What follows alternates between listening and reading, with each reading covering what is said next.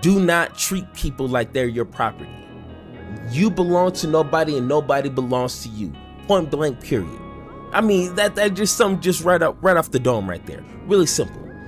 But for whatever reason, these three stooges, these three opportunists, these sick opportunists, they want to somehow blame an Andrew Tate type of attitude on Democrats.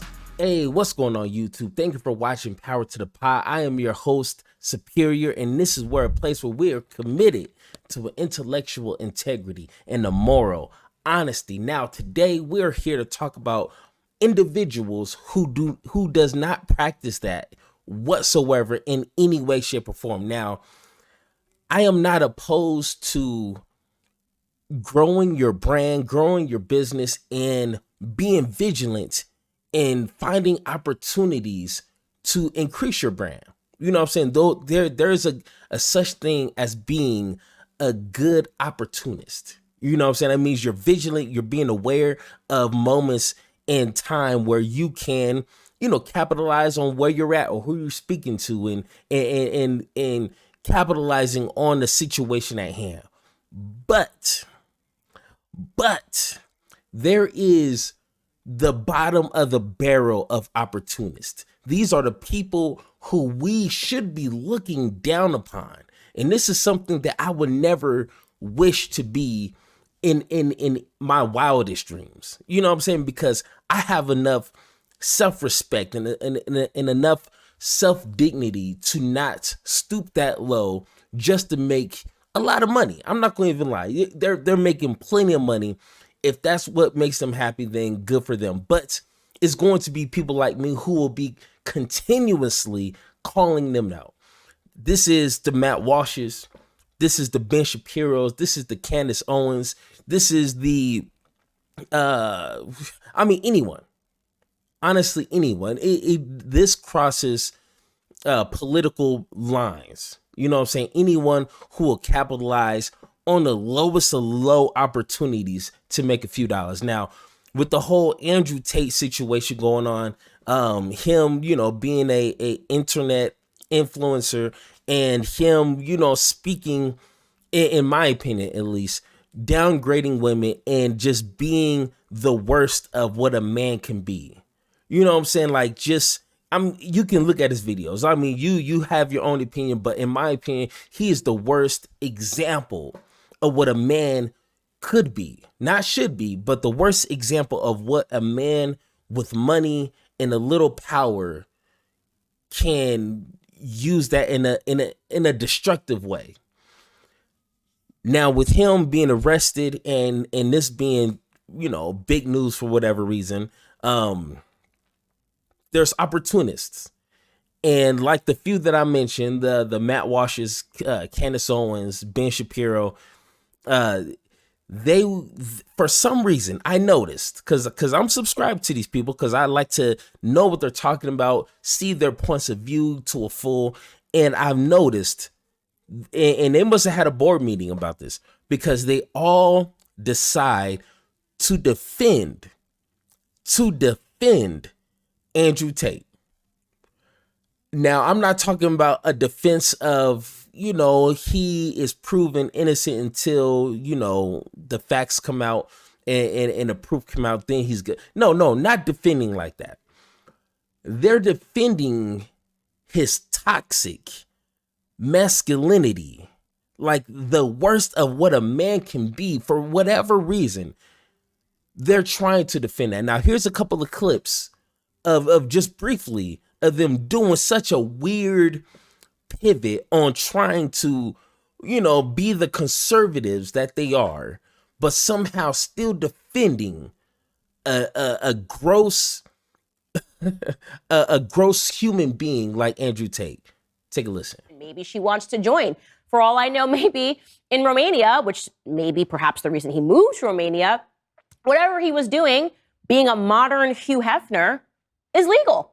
I'm taking a guess here. I don't know. But if you're a guy and you hold citizenship in America or in the United Kingdom and you decide to uproot to Romania, it's got to be because you can do a little more dodgy stuff in Romania. It's the Eastern Corridor. This is how things work, right? Romania is like Ukraine. It's an incredibly corrupt country. The governments are entirely corrupt.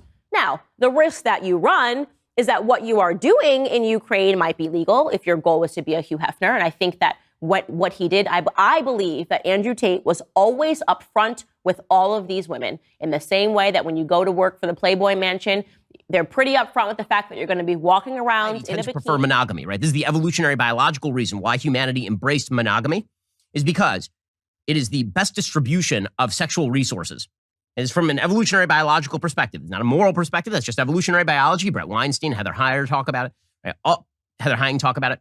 Right? All of this is very well established. When it comes to the morality is that a woman should not be promiscuous and a man should also not be promiscuous. Now, this is the part where Andrew Tate gets the diagnosis right, but he gets the solution wrong. So here is Andrew Tate talking about how the cycle indefinitely unto infinity.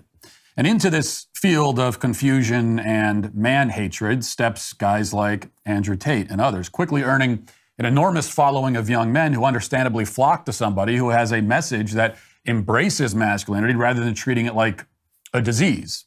Andrew Tate, very often good at identifying the problems in our culture as they pertain to the situation that men face, and deserves credit for speaking up in defense of masculinity rather than denigrating it and calling for its eradication, essentially. But in my view, he misses the mark when it comes to the remedy. He seems to basically understand the disease, but he doesn't have the right prescription for it, or at least the full prescription. All right, so you tell me, what can you salvage from a reputation like Andrew Tate? To sum him up in a nutshell, sleep with as many women as you want. You're the man. Make money, get women. Respect who you want. There's no boundaries. There's no two-way street. You do what you want to do because you are a man. That's pretty much simplifying his character. And that's what it is. It's a character. It's a facade that he put online. Now, did he do the things that he did? Hey, I'm not one to judge. He needs to, go to court and let the facts roll out, and then we'll decide from there. But I'm not a judge. I'm not in court cases. I'm not no sort of lawyer. But when it comes to that, we'll see. But when it comes to him being an influencer and being able to reach millions upon millions of young men and women, that's where I draw the line. Now, instead of being a responsible human being saying, hey, young man, if you're listening, okay, if you're watching my video and you're listening and you're a fan of Andrew Tate, this is one thing I need for you to carry on with you. If you do bad things is going to happen to you. If you decide to do illegal activities, don't be surprised when it's time for you to pay what you sow. That simple. If you want to disrespect people, if you want to use people, if you want to lie to people and use that lie to manipulate and sex trafficking is a big thing. I don't know why Ben Shapiro and Candace Owens seem to not understand that. That's a big deal. You are going to get in trouble with that. What you need to do is love yourself, love other people. Do what you can for people. Do what you can for yourself. Do not treat people like they're your property. You belong to nobody and nobody belongs to you. Point blank, period. I mean, that just something just right off the dome right there. Really simple. But for whatever reason, these three stooges, these three opportunists, these sick opportunists, they want to somehow blame an Andrew Tate type of attitude on Democrats and saying Democrats in their bills, in their culture that they're trying to push on people created an Andrew Tate. And so, and I don't know if you noticed, but they all have the same he has the right idea of the problem, but the wrong remedy. That seems to be kind of the same thing they're echoing. And it's like, he does not have no idea what's going on. He's offering no remedies to anything. And for these three stooges for them to try to pin it on other people, and not saying that Andrew Tate needs to take responsibility of his own actions. You should not be treating anyone like that. That's pretty simple. They don't want to do that. What they want to do is cater to these young men who obviously been brainwashed by Andrew Tate, and draw them in saying, hey, Andrew Tate is not a bad guy. He had a few things wrong, but he's not a bad guy.